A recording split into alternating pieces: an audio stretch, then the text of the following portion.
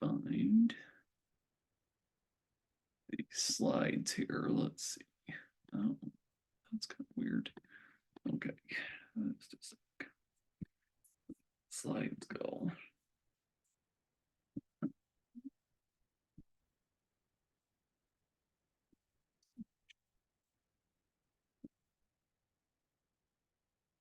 Let's see. There, desktops. There.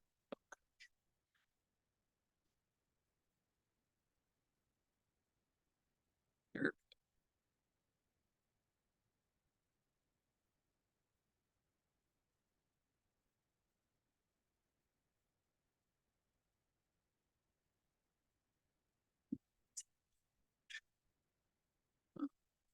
About that. Okay.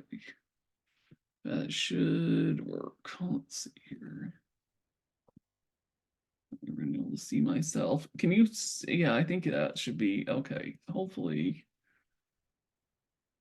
that's, am I showing myself? Yes, I am. Okay. So let me just do this here.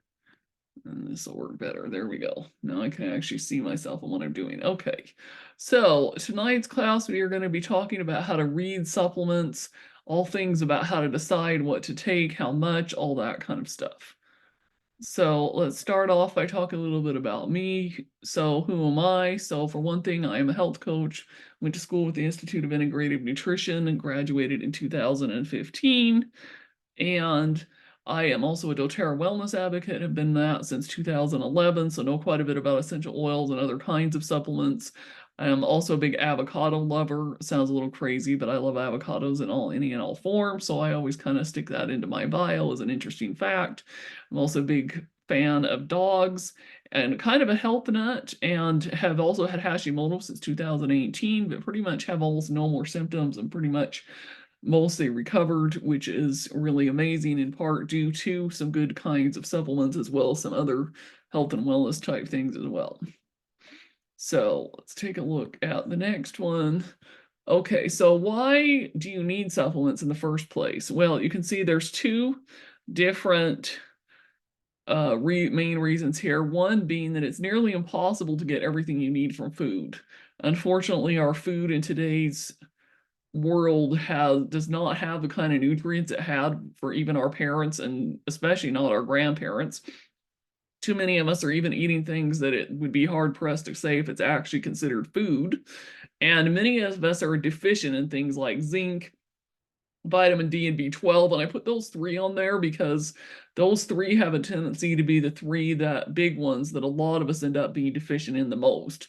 And there's a wide variety for that. With zinc and B12, a lot of times it's because we don't eat enough of the foods that contain those. Some of the foods that contain those in the highest quantity, not the only foods that contain those, would be a lot of things like beef and even liver and other kinds of meat that a lot of us don't eat in really large amounts. And so that results in deficiencies. And then vitamin D, a lot of times, a lot of us don't spend enough time outside and we end up with vitamin D deficiencies, or we just don't eat enough vitamin D rich foods. And so, there's possible to be deficient in other things as well, but those three are just the three that a lot of us end up being deficient in on a more regular basis. Okay, so let's look at the next one. So a couple of things to keep in mind. So these are some of the things that I feel like are really important when it comes to deciding on supplements, what kinds of supplements to take. So the first one is you don't want to just take a bunch of supplements without a purpose. And while this might seem kind of obvious, I see a lot of people that do this. They go online, they do a lot of research, they find things, and they just start taking things without really thinking about exactly what they're taking. And so before you know it, they're doing things like they're taking a multivitamin, they're taking a fish oil, they're taking a this, they're taking a that, they're taking more zinc, more D, more all these other things, and they haven't really thought about exactly why is it that they are taking these supplements, and do they actually really need them, and do they know for sure that they need them, and what is really in the supplements that they're taking. So along with that, getting tested for deficiencies. So there are actual blood tests and other kinds of medical tests that can be done to help you determine what kind of deficiencies you might actually have. And it may or may not be standard at the actual doctor's office for you to get these kind of tests. So this may be something that you may have to dig deeper. You may even have to go to something like some kind of a functional medicine doctor, or some chiropractors can run these tests. Some acupuncture clinics will run them, different things like that. But you really shouldn't just go willy-nilly. You should try to have a pretty good idea about what you are deficient in before you just start jumping to conclusions and just start taking a whole bunch of supplements. And there can be a lot of reasons for this. Not only is it a waste of money, but it is possible to take too much of a good thing. Like, I have heard some stories recently of people that have gone way overboard and taken way too much vitamin B12 or too much vitamin D or things like that. And if you have an over supplementation, then that can be worse than having an under supplementation if you really overdo it. So you really should know what exactly you're deficient in before you just start taking a whole bunch of stuff. Now, that said, there's no harm in most cases in taking some things like a basic fish oil or multivitamin type thing without getting a bunch of tests. But if you're really going to take any kinds of substantial amounts of supplements, you really should know what you're deficient in before you just start taking a bunch of stuff. And then along with that, know why you were taking what you were taking. So what exactly is the reasoning behind what you're taking? Do you have a specific deficiency? Do you have a specific health issue that you need it for? So for example, for me, I take a specific thyroid or supplement that's specifically designed, a T3 conversion supplement for the thyroid, which is specifically formulated for thyroid issues, which I know that I have, and I know through blood tests that taking that really has a big impact on me. So, that is one of the reasons why I'm taking that, but I don't just start taking a bunch of stuff just cuz. And then avoid too much of any one thing. And then, like it says, also consider help from a chiropractor, functional medicine doctor, that kind of thing, rather than just jumping to conclusions and taking a bunch of stuff. Okay, so that's kind of that lecture part in mind. And then a couple other things to think about is that many supplements do not contain what you think they do, or what they say they do. Unfortunately, a lot of times the regulations in this country around labeling and things are such that sometimes it can be really hard to figure out if something actually has in it what you think it has in it. And many times there's added sugar and colors to things. Like, I've seen labels for some supplements that have more sugar in them than some kinds of candy, and it's like, what? It's like they're trying to take a supplement and make it a candy, but that's not really the point. And then also synthetic versions of supplements as well. This can actually be really common, especially with some forms of vitamin C. Not all supplements have actual vitamin C that's actually the real thing.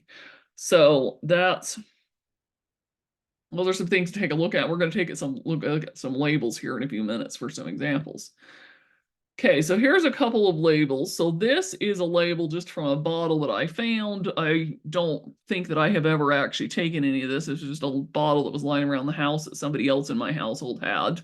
And you can kind of just see here how it tells you how many calories are in it, tells you what it is. This is primarily an immune boosting supplement thing. So it's got like D3, it's got a lot of C, but in what form? It looks like it's an ester C calcium form of C, so it's not going to be quite the same as maybe some other kinds. It's got some B vitamins, things like that, and it can be kind of hard to tell, but if you look down at the bottom, you can tell that it's got some additional additive things that may or may not make it what you really want to take. So what I find when you're looking at a label, couple of key things. So you want to look at how much of something is.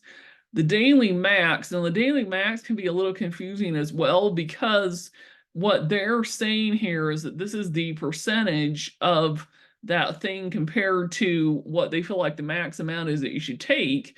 But if you're also taking additional supplements, you have to take that into account. You also have to take into account the fact that you're probably getting some of these vitamins from your diet, especially if you're eating a variety of fruits and vegetables and healthy food.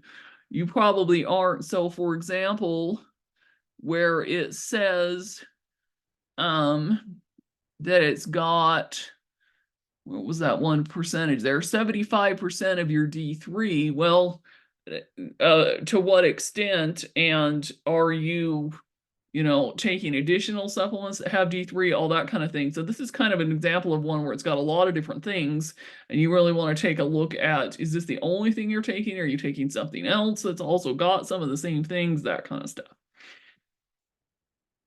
And then this right here is actually an example of a supplement drop. This is actually one of the thyroid things that I take for Hashimoto's. And it's literally, you can see it just literally got some things in it. It does, and they specifically says it doesn't have wheat, garlic, sugar, yeast, all those kinds of things. And those are also things to pay attention to as well, because believe it or not, some supplements actually do have things like gluten and corn and dairy and soy and sugars and other starches and things in them. And so you want to really try to have supplements that are as pure as possible without all these extra additives. So that can be something to take a look at. And then this is another one. This is a doTERRA one. The Mitotomax specifically tells you what some of the formulations are in here, but you'll notice here that on this one, they've chosen not to put the percentage of daily values, and partly because this particular supplement contains some things that are not or is an additive for helping you have increased energy, and there's not a specific daily value of what is recommended for any of these things, because these are not your standard supplements. These are an additional to help with a lot of your energy and your mitochondria and that kind of stuff. So that's another thing to take a look at, is sometimes there's some supplements out there that just don't have a daily value type thing listed, because you may be taking it for additional energy, like in this case, or things like probiotics, things like that. They're not going to tell you there's a daily value because it's an additional additive above and beyond maybe what you might normally take. Then this is a probiotic one, and real key thing with a probiotic is you want to be checking for the number of strains, the number of unique strains that are in a probiotic. You also want to be checking for any additives, which they're all going to have some kind of an additive to some degree. That's just what helps the probiotic, stay together and go in your stomach, that kind of thing. But you don't want too many additives. And the interesting thing that I find interesting is that for a long time, for a couple of years, I actually took one that was refrigerated that I got from an acupuncture clinic. And then I actually was doing some more research, and with several different doctors online, they were saying that actually the ones that are refrigerated a lot of times are actually not the best ones for you, just because of the way they're formulated, that kind of thing. So you actually want one that's not refrigerated, which I found kind of interesting, because it seemed, you might think that, especially if an acupuncture clinic is selling one that's refrigerated, that it might be better. But anyhow, so yes, and with probiotics, the main thing is as many different strains as possible, and as many high count of billions when it comes to the probiotics is basically what you're looking for on that kind of thing. So then this is another one. This is actually the back label, the thyroid one that I take, and you can see here how it's got daily values for a lot of the stuff and things, and how, there's a few ingredients in the capsule, but it doesn't list sugar or starches or any other kinds of additives. And some of these things down here, it doesn't really tell you, again, what the daily value is, and that's because there's not really a recommended daily value per se. This is an extra additive type thing formulated for thyroid issues specifically. Okay, and then this is an example of a magnesium label. This one's actually one from Whole Foods. And you can see here that this actually has 95% of magnesium. And then, it's got a few other things here. It's telling you it's vegan. It's got some tapioca stuff in it, some sunflower, some guar gum, which it says organic, which is a good thing, because guar gum is kind of a filler type thing that's actually in a lot of supplements. It's also used in a lot of dog foods as a filler, different things like that. And, you're going to have some kind of these kinds of things in a lot of your supplements. But, the more that you can get these to be organic, so like the sunflower lecithin's organic, the better. Then this is an example of a supplement that isn't really a supplement. It's really a candy. So if you look here, it says the serving size may only be 1 gummy, but 1 to 2 gummies. And I have to confess that I did try these at one point, but they were very sweet. And it literally was like a candy where they've literally put, like, you can see there's even 4 grams of carbs in just one thing. So it's kind of a high carb. They've got some folic acid in there, okay. They've got some B12, okay.